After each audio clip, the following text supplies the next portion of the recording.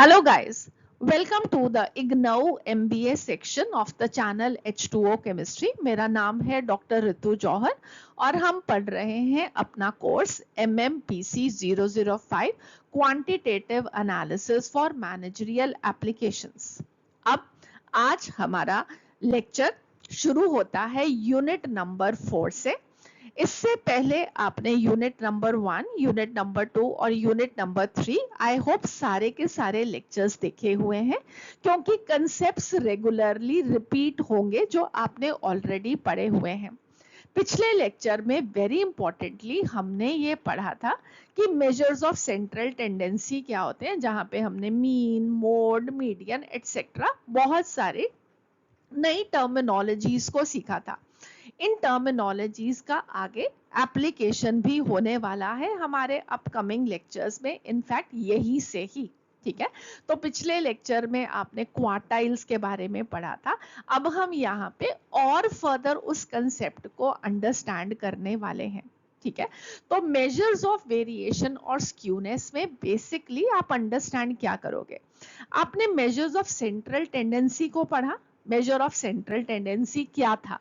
Measure of central tendency था कि एक ऐसी वैल्यू जो कि हमारे पूरे डेटा को रिप्रेजेंट कर दे, हम उस वैल्यू को फाइंड आउट करते हैं, चाहे वो मीन हो, मोड हो, मीडियन हो, कोई भी वैल्यू हो, वो पूरे के पूरे डेटा का एक रिप्रेजेंटेटिव वैल्यू है। और अब आज के इस लेक्चर में हम क्या पढ़ेंगे? हम वेरिएशन और स्क्यूनेस को पढ़ेंगे और वेरिएशन को ही स्टार्ट करेंगे। तो I just give you an example कि आपके पास सेंट्रल टेंडेंसी की वैल्यू आ गई, आपने मीन को कैलकुलेट कर लिया, बट उस मीन के आसपास जो वैल्यूज हैं हमारे डेटा में वो कितना वेरी करते हैं, ये बताने के लिए हम पढ़ते हैं मेजर्स ऑफ वेरिएशन। ठीक है, सो चलिए शुरू करते हैं अपनी पढ़ाई। तो हमारे इस चैप्टर के लर्निंग ऑब्जेक्टिव्स क्या हैं, जो कि आपकी इग्नोउ की बुकलेट में गिवन है। तो after going through this unit आप क्या समझ पाओगे कि वेरिएबिलिटी या वेरिएशन होता ही क्या है, उसका क्या सिग्निफिकेंस है। आप टर्म समझोगे, एब्सोल्यूट और रिलेटिव वेरिएशन क्या होता है। फिर आप different ways of measuring variation को अंडरस्टैंड करोगे, जैसे कि range, quartile deviation, average deviation, standard deviation और उनके coefficients. Then you will also understand कि स्क्यूनेस क्या होता है, उसकी इंपॉर्टेंस क्या होती है, and how do we calculate coefficient of skewness. अब ये 11 हेडिंग्स है जिसके अंदर आपका ये पूरा यूनिट डिवाइडेड है।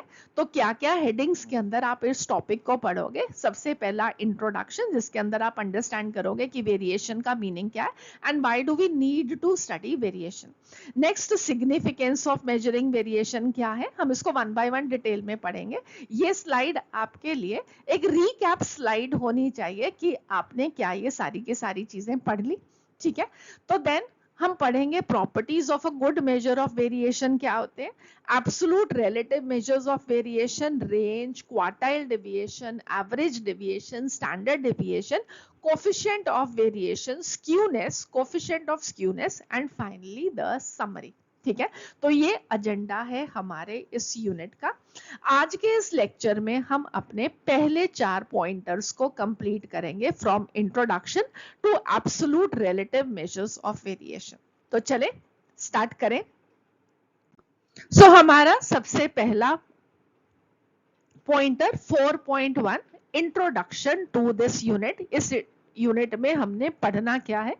तो जैसे मैंने आपको स्टार्ट में भी बताया कि हमने यूनिट नंबर 3 में पढ़ा मेजर्स ऑफ सेंट्रल टेंडेंसी। तो सेंट्रल टेंडेंसी वो सिंगल रिप्रेजेंटेटिव वैल्यू है जो कि एक गिवन डेटा को रिप्रेजेंट करती है, चाहे वो मीन हो, मोड हो, मीडियन हो और बहुत सारी टर्म्स जो हमने पढ़ी।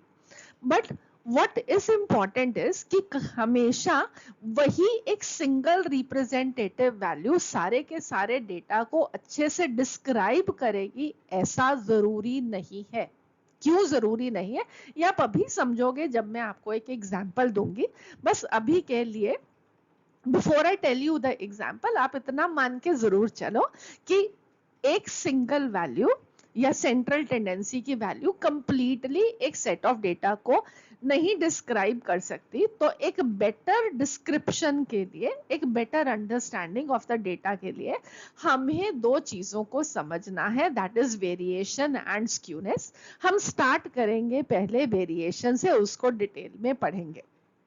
तो अ मेजर ऑफ वेरिएशन, और वेरिएशन को डिस्पर्शन भी बोलते हैं, तो that is one and the same thing.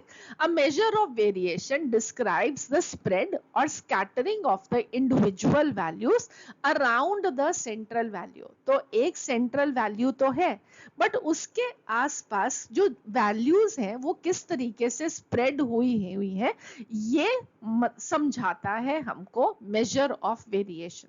तो चलिए पहले हम एक एग्जाम्पल से इसको समझते हैं कि वेरिएशन है क्या। तो हम यहाँ पे एक एग्जाम्पल लेते हैं, गिवन डेटा सेट, जो कि आपका एग्जाम्पल इग्नऊ की कंटेंट में ही गिवन है, और मैंने आपको यही प्रॉमिस किया है अपने लेक्चर्स के अंदर कि आपको एक कंप्लीट कवरेज मिलेगी आपकी इग्नऊ की बुकलेट में। जो कुछ भी लिखा हुआ है मैं उसको डिटेल में समझा रही हूँ, सो दैट कि अगर आपने उस बुकलेट को नहीं भी पढ़ा और इन्हीं स्लाइड्स को आपने अच्छे से समझा है, अपने नोट्स बनाए हैं, तो आप बहुत अच्छा स्कोर करने वाले हो अपने एग्जाम में। और अगर आपको ये लेक्चर्स अच्छे लग रहे हैं, द ओनली रिक्वेस्ट, प्लीज इसको थम्स अप जरूर देना, चैनल को सब्सक्राइब जरूर करना, सो दैट कि मैं और बच्चों तक भी रीच कर पाऊं और वो भी बहुत अच्छे से अपने एग्जाम्स में स्कोर कर पाए। तो चलिए let us consider the data given below. हमारे पास 3 फर्म्स का डेटा है about their daily sales in rupees, ठीक है। तो फर्म ए के यहाँ पे 5 दिन का डेटा गिवन है और वो हर रोज 5,000 रुपए कमाते हैं, ठीक है। फर्म बी ने एक दिन 5,050, एक दिन 5,025, 49, 50, 48, 35, 5140, ये उनकी 5 डेज की सेल्स है। और फर्म सी की सेल्स 4,900, 3,100, 2,200, 1,800 और 13,000, ये उनकी सेल्स है। अब अगर आप इन सब का मीन निकालो, तो आई होप अब आप लोगों को मीन निकालना आता है, आपने मेजर्स ऑफ सेंट्रल टेंडेंसी को अच्छे से सीखा हुआ है। तो मीन निकालने के लिए आप क्या करते हो, आप ये सारी की सारी वैल्यूज का सम करोगे and divided by the number of observation. तो इन तीनों की जब आप कैलकुलेशंस करोगे तो what you will find is कि मीन जो है वो सब केस में 5,000 ही आ रहा है। आप खुद से टेस्ट कर सकते हो, चेक कर सकते हो, ठीक है। So average daily sales for firm A, B and C वो सेम है, 5,000 रुपीज। सो अब तीनों की एवरेज तो बराबर है, बट क्या आपको इन सेल्स के अंदर एक डिफरेंट चीज नहीं दिखाई दे रही? एक फर्म ए जहां पे डेली सेल्स हर रोज ही सेम है, फर्म बी जहां पे 5,000 के आसपास की ही सेल्स है, थोड़ी सी ज्यादा या थोड़ी सी कम, और फर्म सी के अंदर आप एक बहुत ज्यादा डिफरेंस देख रहे हो डेली सेल्स का। कहीं पे तो एक दिन 1,800 का सेल हो रहा है और कहीं पे एक दिन 13,000 का भी सेल हो रहा है। So firm A daily sales same every day, firm B variation ज्यादा नहीं है डेली सेल्स में, और फर्म सी में there is a great variation in daily sales. तो अब आपको समझ में आया कि एवरेज तीनों की बराबर थी, बट उससे हमको एक true understanding of the sales नहीं मिली। और अगर मैं इसी वेरिएशन को समझती हूँ, मैं इसको डिस्क्राइब कर पाती हूँ, तो मैं अपने डेटा को एक बेटर वे में आपको रिप्रेजेंट करके दे सकती हूँ। समझ में आई बात? So what is that we have understood is कि variation helps us understand how consistent or scattered the data is. क्या वो सेम ही रह रहा है या उसमें थोड़ी सी वेरिएशन है या उसमें ज्यादा वेरिएशन है। तो ये क्यों हमारे लिए इम्पोर्टेंट है? क्योंकि यहाँ पे अगर हमको कंपैरिजंस करना होगा तो हमारी को अंडरस्टैंडिंग बेटर होगी, कोई डिसीजंस लेनी होंगी तो हमारी अंडरस्टैंडिंग बेटर होगी अगर हमको वेरिएशन पता है। तो सिर्फ सेंट्रल टेंडेंसी से हमें नहीं पता लग रहा, तो ये जो वेरिएशन का मेजर है वो कॉम्प्लीमेंट करता है measure of the central tendency को, और हमने इसी चैप्टर में यही सीखना है what are the different measures of variation and also the concept of skewness, जिसको मैं आपको थोड़ी देर में समझाऊंगी. So what is the significance of measuring variation? सबसे पहला, measuring variability determines the reliability of an average by pointing out how far an average is representative of the entire data. तो entire data को क्या average सही तरीके से represent कर पा रहा है या नहीं, या हमारी जो values हैं वो उस average से कितना vary कर रही हैं, ये हमें यहाँ से समझ में आएगा. It helps to determine the nature and the cause of variation so that we can control the variation itself.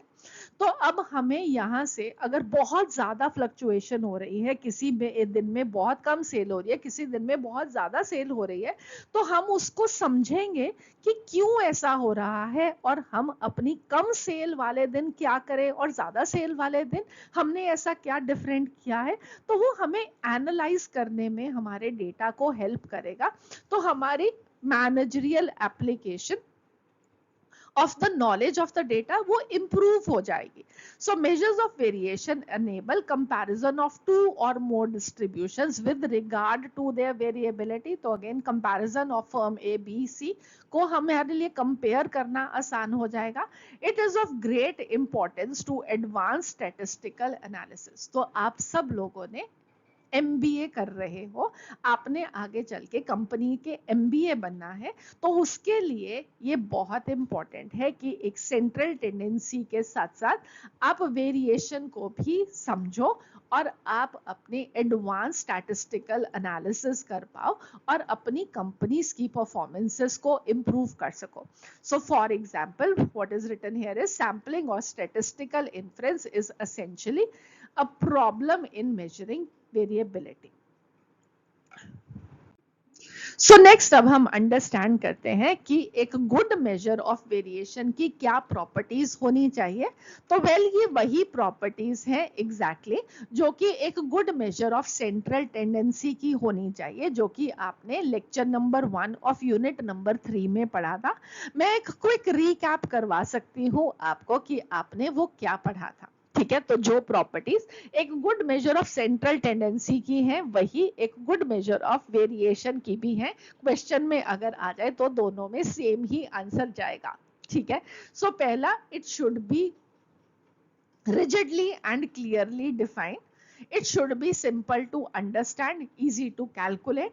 It should be based upon all observations. It should not be duly affected by the extreme values. It should be capable of further algebraic treatment. आगे भी आप उसको statistics analysis में use कर सको. It should be representative of the entire data. It should be capable of comparison. It should be stable, least affected by sampling fluctuations. तो ये central tendency के गुड मेजर की प्रॉपर्टीज हैं. तो similarly आप इसको गुड मेजर ऑफ वेरिएबिलिटी में भी लिख सकते हो कि वो एक क्लियरली डिफाइंड होना चाहिए, उसको समझना आसान होना चाहिए, कैलकुलेट करना आसान होना चाहिए, सारी की सारी ऑब्जर्वेशंस पे वो बेस्ड होना चाहिए, एक्सट्रीम वैल्यू से बहुत ज्यादा उसको फर्क नहीं पढ़ना चाहिए, हम आगे उस पे और स्टैटिस्टिकल एनालिसिस अप्लाई कर पाए, ये हम चाहते हैं. तो ये इंटायर डेटा को रिप्रेजेंट करे, कंपैरिजन हमारे लिए करना आसान हो. जैसे कि अभी हमने फर्म ए, फर्म बी, फर्म सी को देखा, तो वेरिएशन इस तरीके से हम मेजर करें कि हम उसको एक यूज कर सके for the comparison, and it should be stable. Sampling fluctuation से वो अफेक्ट नहीं होना चाहिए. तो अब ये समझने के बाद हमारे पास कुछ well known measures of variation है जो कि हमको एक न्यूमेरिकल इंडेक्स देंगे of the variability of the given data, जैसे कि रेंज, एवरेज और mean deviation, quartile deviation, standard deviation, जिनको हम अपकमिंग लेक्चर्स में पढ़ेंगे. नेक्स्ट अब हम अंडरस्टैंड करते हैं दो different types of measures of variation, एक को बोलते हैं एब्सोल्यूट और दूसरे को बोलते हैं रिलेटिव मेजर ऑफ वेरिएशन। अब एब्सोल्यूट मेजर ऑफ वेरिएशन हम वहां पे यूज करते हैं जहां पे हमने वेरिएशन को एक्सप्रेस करना है इन the original units of the data. Absolute measures, they are expressed in the terms of original data. They are not comparable if two sets of data they are in different units. अब अगर आपको दो data sets को compare करना है और दोनों के यूनिट्स डिफरेंट है, तब आप एब्सोल्यूट मेजर ऑफ वेरिएशन को यूज नहीं कर सकते, तब आप यूज करते हो रिलेटिव मेजर ऑफ वेरिएशन। और इसका मैं अभी आपको एक एग्जांपल भी दूंगी, डू नॉट वरी, सिर्फ एक बारी एक डेफिनेशन को समझ लो। रिलेटिव मेजर को हम तब यूज करते हैं जब हमारे पास दो डेटा के सेट्स हैं और उनके यूनिट्स डिफरेंट हैं।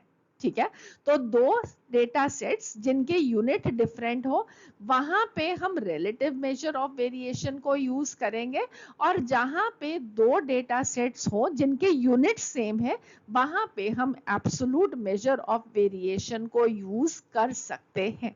ठीक है, इसको एक एग्जाम्पल के साथ समझते हैं।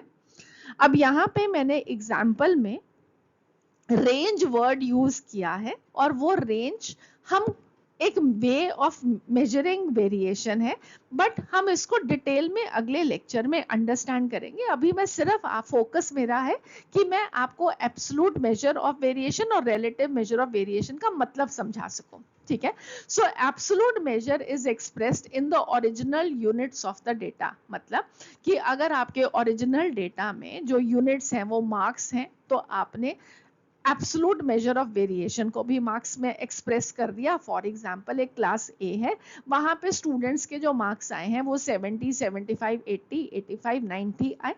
हाईएस्ट मार्क्स 90 है और लोएस्ट 70 है, तो यहाँ पे जो रेंज होती है that is highest minus lowest. आपको इस पे अभी फोकस नहीं करना है, आपको सिर्फ एब्सोल्यूट मेजर क्या है और रिलेटिव मेजर क्या है उस पे फोकस करना है। तो यहाँ पे आपने एक तरीका यूज किया है वेरिएशन को एक्सप्रेस करने के लिए, दैट इज रेंज, और उसके यूनिट्स भी मार्क्स है, बिल्कुल वैसे ही जैसे कि आपके डेटा सेट के अंदर जो यूनिट्स हैं वो मार्क्स हैं। ठीक है, so 20 marks is an absolute measure because it is expressed in the original units, that is marks. ठीक है, तो कंक्लूजन इसका क्या हुआ कि absolute measures they are in original units, और हम उनको यूज नहीं कर पाएंगे अगर यूनिट्स डिफरेंट है।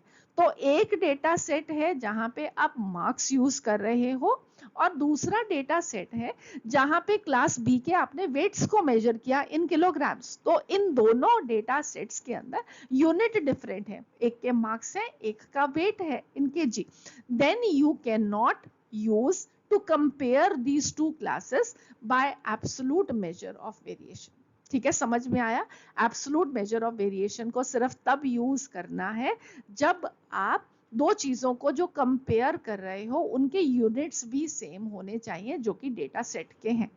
अब रिलेटिव मेजर ऑफ वेरिएशन को हम वहां पे यूज कर सकते हैं जहां पे आपके डेटा के जो यूनिट्स हैं वो डिफरेंट है। एक क्लास ए जहां पे आपने मार्क्स कैलकुलेट किए, और एक क्लास बी जहां पे आपने वेट को कैलकुलेट किया, दोनों के अंदर हमने रेंज कैलकुलेट किया। तो यहाँ पे हम एक रिलेटिव मेजर ऑफ वेरिएशन को यूज कर रहे हैं which is called as coefficient of range. कैसे कैलकुलेट करते हैं that is another thing, but coefficient एक रेशो है, और रेशो का कभी भी कोई यूनिट नहीं होता। तो आप इस तरीके से क्लास ए और क्लास बी का कोफिशिएंट ऑफ रेंज का पेयर कर सकते हो। ठीक है, moral of the story is कि हमें अगर एब्सोल्यूट मेजर ऑफ वेरिएशन और रिलेटिव मेजर ऑफ वेरिएशन में किसी को चूज करना है तो उसका बेसिस क्या होगा? एब्सोल्यूट मेजर ऑफ वेरिएशन आपको तब यूज करना है जब आप उसको एक्सप्रेस कर रहे हो इन the original units of the data, और रिलेटिव आपको तब यूज करना है जब आप दो डेटा सेट्स को कंपेयर कर रहे हो और उनके यूनिट्स या एवरेजेस डिफर करते हैं। ठीक है, I hope this is clear. Absolute measure in original units, relative major में कोई यूनिट होते ही नहीं, इसको यूज किया जा सकता है जब आप कंपैरिजन कर रहे हो, यूनिट्स डिफरेंट हो या एवरेजेस भी डिफरेंट हो। ठीक है, तो वहां पे भी उसको यूज किया जा सकता है। So that would be all for this lecture. हमने इस लेक्चर के अंदर बेसिकली अंडरस्टैंड किया सबसे पहले कि वेरिएशन क्या होता है, उसका सिग्निफिकेंस क्या है, और फिर हमने अंडरस्टैंड किया लास्ट में एब्सोलूट वेरिएशन और रिलेटिव वेरिएशन क्या है। इसको हमने यूज करना है अपने अगले लेक्चर में, जहां पे हम स्टार्ट करेंगे studying the measures of variation. और अगले लेक्चर में जो हम दो मेजर्स को डिस्कस करेंगे that is going to be range and quartile deviation या क्वार्टाइल वेरिएशन। ठीक है, आई होप आपको ये लेक्चर अच्छा लगा। अगर अच्छा लगा तो please do get it a thumbs up, do subscribe, help me grow so that कि मैं और स्टूडेंट्स तक रीच कर पाऊँ। I am putting a lot of effort, मैं बहुत मेहनत कर रही हूँ अपने इन लेक्चर्स को बनाने में, सो दैट कि आपकी अंडरस्टैंडिंग बहुत अच्छे से हो, आप अपने एग्जामिनेशन में बहुत अच्छे से स्कोर करो। So God bless you, keep studying, bye bye.